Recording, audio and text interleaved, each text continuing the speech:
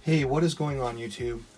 East Tactics here. I want to make a really quick video and kind of just go over the nuts and bolts when it comes to battery chargers, batteries, what batteries to use, what's the best recommended style of batteries, whether or not you want to use 2 batteries or 1 battery, and just kind of like what the information on a battery means in a nutshell. And I'm going to try to do it as quick as possible. But the first thing I wanted to kind of show you guys was this is my battery charger. It is a Lectron Pro AC/DC Duo, so I can actually charge 2 batteries at once. And this here is the mechanism used for doing the balancing, so you can charge each individual cell on your battery to balance it. It's a better way of charging your batteries, and if you have the option or capability of doing a balance charge on your batteries, you always should. So right now I've got the screen set to where it's gonna basically, if I hold down the power button, it's gonna set my charger back to factory default. So I'm gonna do that. I'm gonna set it to factory. Everything is back. So the first thing you do, or you want to do when you're setting up your battery charger, and every battery charger is going to be slightly different, but for the most part they're going to be very similar. So program select, this is where you can choose what type of battery you want. So if I hit this button on this particular charger, I can filter through the different type of batteries. First thing you want to do is set the type of battery you have. And again, this is something you're going to do with every battery charger when you first get it. You need to set it up so that it matches your batteries that you currently use on your vehicle. So I'm going to set mine up to LiPo. So I have LiPo battery. Now I'm going to hit enter. Now, LiPo balance charge 1S. The C rating's at 100 milliamp and it's at 1 amp. So that's just the default, and that is not my current battery. So when you look at a battery, you can immediately determine what rating you want to charge the battery at. And it's very simple. You just basically take this number, the milliamps, and divide it by 1,000, or 5.4 in this case.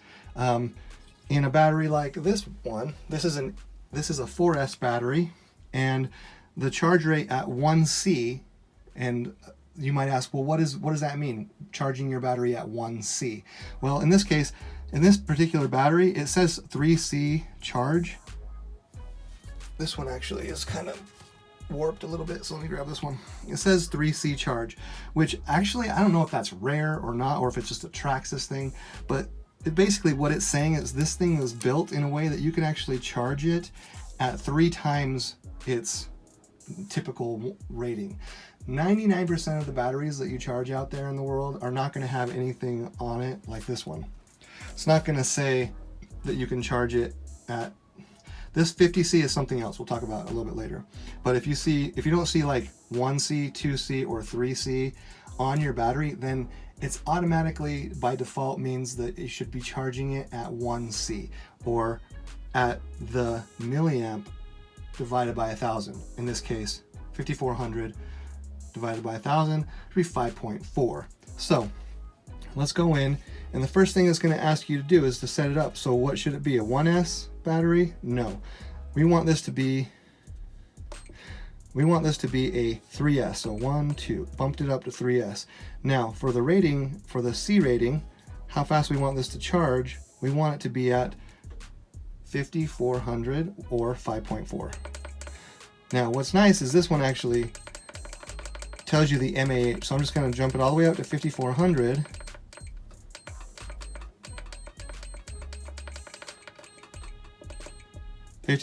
Which is 5.4 amps. We're good. And the 5.4 amps is, you can edit that and change it to be double the C rating. So you can change, if this said 2C on it, then I might consider the idea of changing this to 10.8, and it would charge the battery twice as fast.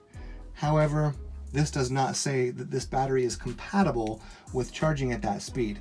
And even if it did say it was compatible at charging at that speed, I myself would still charge it at the 1C rating, because when you're doing the balance charging, and just the 1C rate is a nice even kill like rate of charge. It's safe, it's a good way to just keep your battery lasting longer. If you're constantly charging this thing at like superhuman speeds at like 2C or 3C, and that's the only way you ever charge it, then I personally feel like you're not going to have as long of a life on your battery.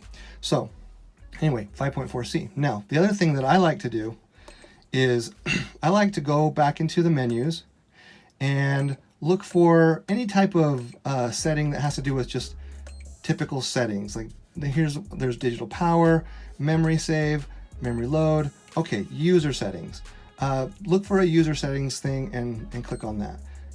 The pre-charge time, we'll leave that at the factory default. Wait time, factory default. That sensitivity, NICD, that doesn't have to do with me. Temperature cutoff, that's defaulted at 80 degrees. Safety timer, 240 minutes, that's default. Okay, capacity cutoff. So this is a good thing to look into, because what it will do is it will automatically cut off the charging to your battery when it gets to capacity. And the capacity of your battery is whatever this says. So in this case, it's 5,400. In this case, it's 6,700. So the capacity, we're gonna jump this up to, we're gonna hit enter, we're gonna have it on, and we're gonna set it to 5,400, enter. All right, now moving on to the next thing. Input power, low voltage, we'll leave that alone. Key beeps, we'll keep the beeping on. Screensaver, we'll keep that. Battery end voltage. Okay, so for LiPo, it's already set by default to 4.2. By default, when you set the battery level in your charger to whatever it is, a 3C or whatever, then it's going to, this is based on per cell. So if it's a 6S battery, a 4S battery, a 2S battery, it doesn't matter. When it detects that each cell has gotten to 4.2 volts, which is the full capacity across the board universally for all LiPo batteries in the world, 4.2 volts per cell is maximum.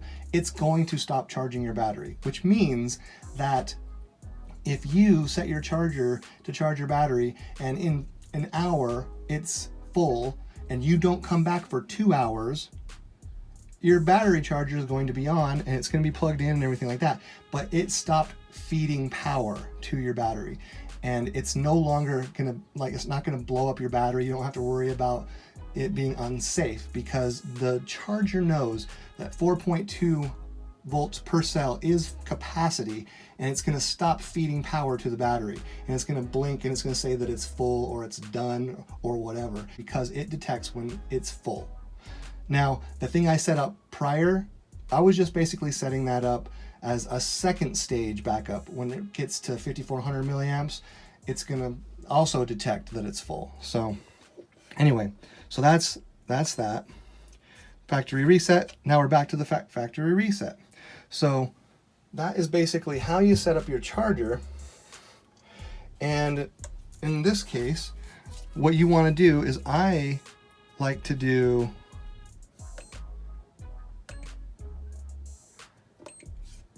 balance charging is the way to go. If you have the ability to balance charge your batteries, you want to balance charge your batteries every single time.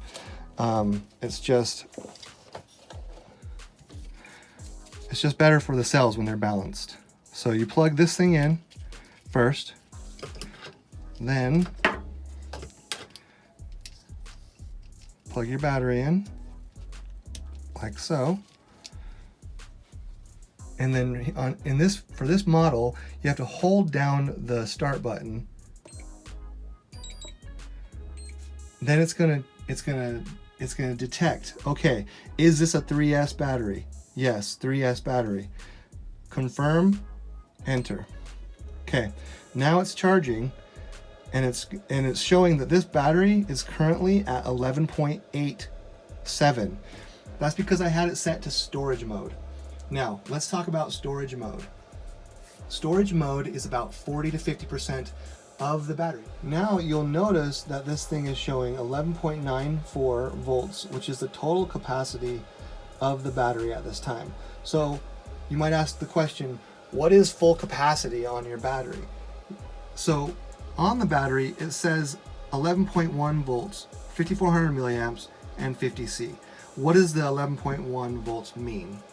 Well, that is always going to be 3.7 times how many cells there are. So in this case, 3.7 times 3 is 11.1 volts. What is 3.7? Well, 3.7 is a universal nominal output level of energy for a battery cell. So when a factory says, what is the output of energy per cell, it's going to say 3.7 times the number of cells. In this case, 11.1 V. In this case, it's a 4-cell battery. So it's going to be 14.8 volts is the nominal output for this battery. 3.7 times 4. If you've got a 6S battery, you're going to take 6 times 3.7, which is 22.2. So you're going to see that on the battery. So what is the importance of that? Really, it doesn't have any importance other than the fact that universally manufacturers say that their nominal output is 3.7 times the number of cells. Now, the 5400 milliamps, that's going to be the number that you're looking at for the longevity of the battery and how long it's going to last. The higher this MAH, the longer the battery is going to last. Now when it comes to the 50C rating that you see here, not all batteries are the same. Some have 35C, some have 80C, some have different things. The C rating is just the constant output of current that this battery is capable of. And sometimes you'll see a burst rating, which is double that. So if you don't see a burst, just know it's double whatever you see there. The burst lasts for about 10 or 15 seconds, and it can make a difference in power output if you're interested in spending the money on that attribute. Otherwise, 50C is great. Okay, so looking at the battery charger, you can see that in order for this to get to full capacity, which if you recall, I said full capacity for each individual cell is 4.2. So 4.2 times 3 is going to be 12.6. When this gets to full capacity, you're going to notice this right here, instead of saying 12.08 or 07, it's going to say 12.6. Now, no, the plus button, it's showing each of the 3 cells, and right now I'm at about 4, so I'm going to get another 6%. I'm going to get that 6% from 20 coming there, 20 coming there, and 20 coming there, which again will end up putting this at the 12.6 total. So for 3S batteries, the total capacity is 12.6. For a 4S battery, the total capacity is going to be 16.8, which is not what it says here. That says 14.8 volts, which again is just the nominal output voltage that factories say. So the full capacity for this being full is going to be 16.8. For a 6S battery, I believe it's 25.2. 4.2 times 6, 6 times 2, 18, oh no, 12, 6 times 4, 24, 25, yeah, 25.2. So 25.2 is what the total capacity is for a 6S battery, which doesn't say that anywhere on the battery itself. But it's good to know. It's good to know that each cell in a battery is 4.2. It's good to know that the storage capacity for each cell in storage mode is 3.85. It's good to know that if you were ever to discharge this thing down to discharge level, which the only reason why you're going to want to discharge your battery is to get rid of it, give it to recycle it and give it to the proper authorities to deal with batteries. Which if you were to discharge a battery, it drops it down. Mine drops it down to 3.2 volts. Anything below 3.0 volts is going to damage your battery. So this is currently charging and each cell is being balance charged. So you'll notice that this one and that these are going to start evening out to where that one is going to be at the same rate as these ones because it's doing the balance charge. Okay, so more on the topic of why you might want to have two 3S batteries instead of one 6S battery. As you guys know, I have a Arrma Kraton, which is a 6S vehicle. I could run two 3S batteries, or I could run one 6S battery. So there's that. The other thing is, so the vehicle has two out prongs from the ESC. If I am going to run one 6S battery, then I will use this. And I'll plug this into one, and then I'll plug my 6S battery in, and I'll be good. That's how I'd run my vehicle. Arrma sends this with their vehicle. Now, if I want to run two 3S batteries, I don't need this, and I just plug each battery into the two things, and I'll have my 6S powered up. Now, one of the perks of having a 3S setup is you can pick up a parallel adapter, which allows you to run your vehicle on 3S power for double the time. So let me just be clear that you understand this. If I so chose, I could run my vehicle on one 3S battery. I'll plug this into one, and then I'll plug one 3S battery into the other one, and I'll run my Kraton on 3S power, which is half the power. It's sometimes an added bonus to be able to run your car at half power. Why? You might want to let your teenage son play with your RC car, or your wife, or somebody that's just very less experienced with controlling these monsters. I mean, you don't want somebody running on 6S if they have no clue how to run a vehicle. So you take and plug this into one and run my car with one 3S battery, and there you go, half power. However, if by chance I wanted to run my car using both of my 3S batteries on 3S power, then I could technically run my car for twice the time at 3S power by using this special Y adapter or a parallel adapter. So what I would do, I would plug this into one of the two terminals, plug it up. Then I would plug this splitter into the other one, and then I'd run both my 3S batteries into this one, and my car would then register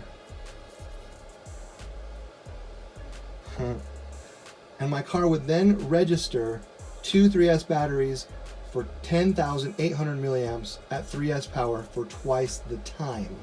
So when asked, should I go with two 3S batteries or should I go with one 6S battery? I myself love the idea of being able to run on 3S power for double the time.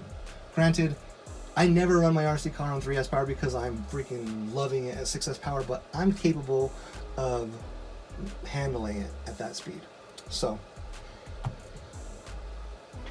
the last thing I wanted to kind of tell you guys was talking about safety and maintenance of your batteries. It is extremely important to know that LiPo batteries are dangerous. A LiPo fire can happen, which if you charge one of your cells too much and something goes wrong with the battery charger or something goes wrong with the battery itself and you don't have the settings set properly, you've got it set on the wrong type of battery, or you don't have cutoff thing, if the charger has, if somebody's gone in and deactivated the default settings on the charger to not stop charging it, you could overcharge a cell and you could they could start to overheat. One of the things that you're going to want to do periodically is just, fill your battery. If it's getting hot, that's something to look into. It's a concern. Your battery should never really get super hot. So if they're being charged beyond the capacity of 4.2 volts per cell, you're running into a very dangerous situation where you could have a LiPo fire. It is highly recommended to go on Amazon or wherever and pick up a LiPo guard bag, which is something that, while your batteries are even in storage mode, you just throw them in here for when you're done charging them. You throw them in here, you zip it up, and you keep them in a safe container because it's just smart to have a safe container to keep them in. So anyway, in order to add to the longevity of your battery, you want to always set your batteries to storage mode for any amount of time that you plan on not using it, even if it's a single day. Like if you plan on playing with your RC car and then you run the battery and then the car shuts itself off and the low voltage cut off from the car will automatically detect a certain level. The ESC knows when to shut the car off so that the battery cell level does not drop below a threshold of unsafety. So when your car turns itself off, do not turn it back on and start playing with it again and then keep doing that. No, the car is telling you it's time to take the battery and either recharge it immediately for use or put the battery into storage mode. Putting the charger into storage mode is as simple as, this side's not being used, it's as simple as selecting, okay, LiPo balance charge. There's storage, discharge, regular charge, and balance charge. Now you'll notice storage mode is set at 2.0 amps for the rate at which it does its thing, instead of it being at 5.4. So when you're discharging, it does it slower, if that makes any sense. But it's very important to put your batteries to storage mode immediately after use, because you want to add to the longevity of your battery. Then you need to make sure that it's stored at the proper cell level, which is, again, storage mode is 3.85 volts per cell. I actually made the mistake. I got a little bit nonchalant, a little bit lackluster, and I ran my car one evening down to where it shut itself off, and I thought to myself, well, you know what, it's Friday evening, I plan on taking the RC car out to a BMX park tomorrow morning, so I'll just kind of throw it into the garage and I'll charge it to full in the morning. Well, because my battery was already at the low voltage threshold that the ESC shut itself off, the next morning when I woke up to go in to charge the batteries to full, one of my batteries was fine. This one. However, this battery, if you notice, it's got a different connector. It's because it's brand new. I had to go buy a new battery. I went to plug it in and the charger just beeped at me and said that the voltage on one of the cells, or more than one, was too low, and because of that it refused to charge the battery. And there's really nothing you can do. If you ever run into a situation where your charger says that it's not going to charge your battery, I don't recommend, in fact, I highly recommend that you do not try to fix that.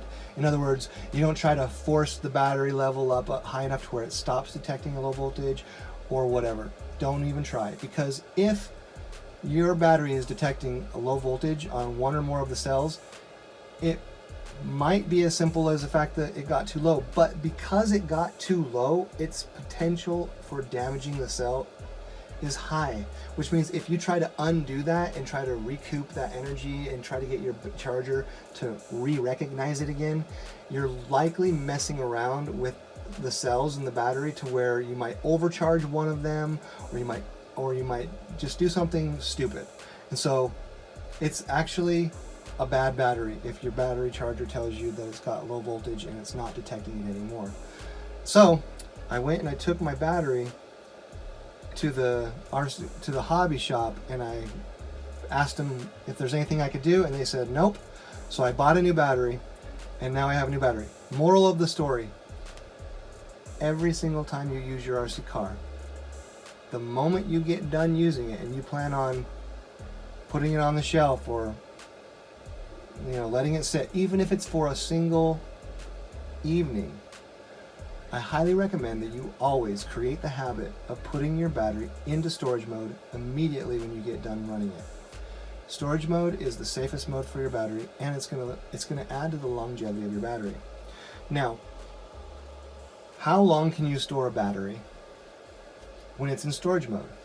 Honestly, you can actually store a battery for for up to a year. I mean, if a battery is in storage mode at 3.85 volts per cell, it can last for an entire year without being used, and you can rest with good confidence that the battery is stable and that it's not gonna, you know, and that it's not going to, you know, get overly damaged.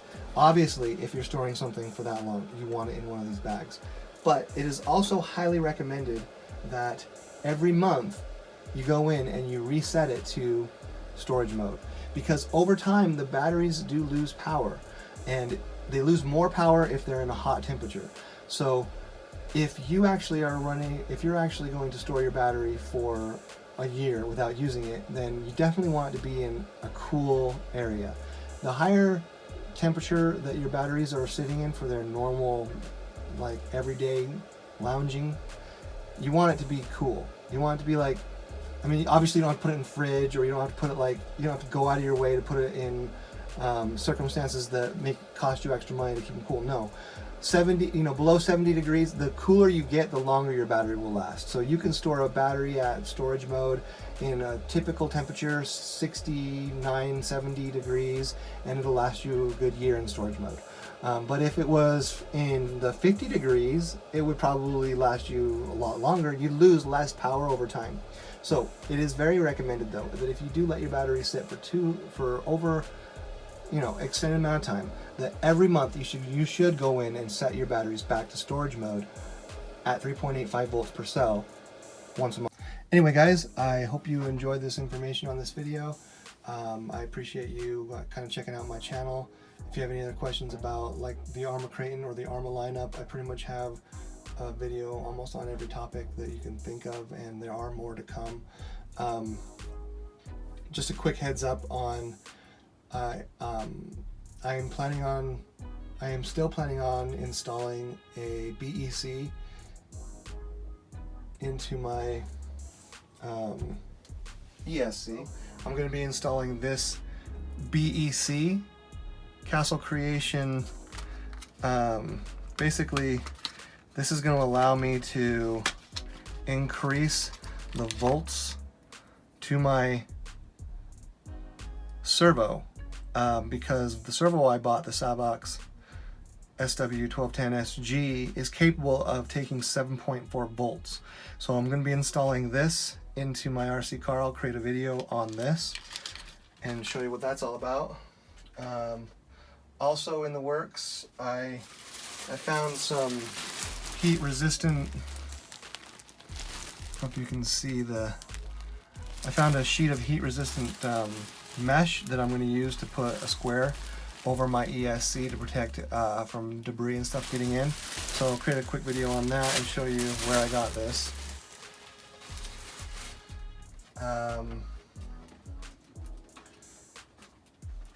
Oh yeah, in regards to this BEC, I had to purchase a Castle Link, which is a special thing that you use to plug into your computer so you can program this, which is kind of ridiculous that they charge an extra 20 bucks just so you can program it.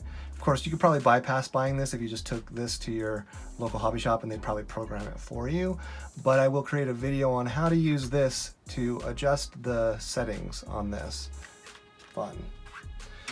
And lastly, I have I picked up 2 tubes of shoe goo, which I plan on using to bolster up or kind of beef up the new body that I have. I got a brand new body.